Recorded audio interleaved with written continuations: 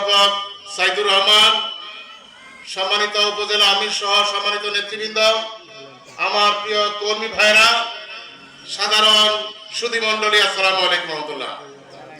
আল্লাহ শুকরিয়া আদায় করছি, আমরা জালিমের কারাগারে 15.5 বছর বন্দী ছিলাম।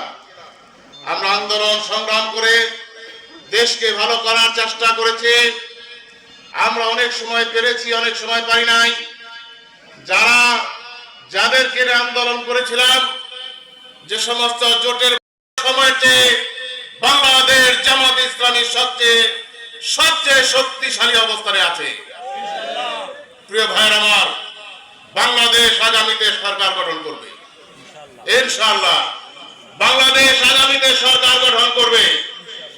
আমরা সারা বাংলাদেশে জনগণের কাছে একটা কথাই শুনি, সবাইকে দেখেছে, এবার জামাত ইসলামীকে দেখবো, ঠিক না?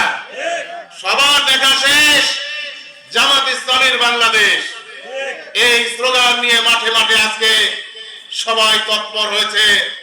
গতকালকে সকাল 9:30টার সময় জামাত ইসলামীর অফিসে গিয়ে বিএনপির সাবেক এমপি, 2 বার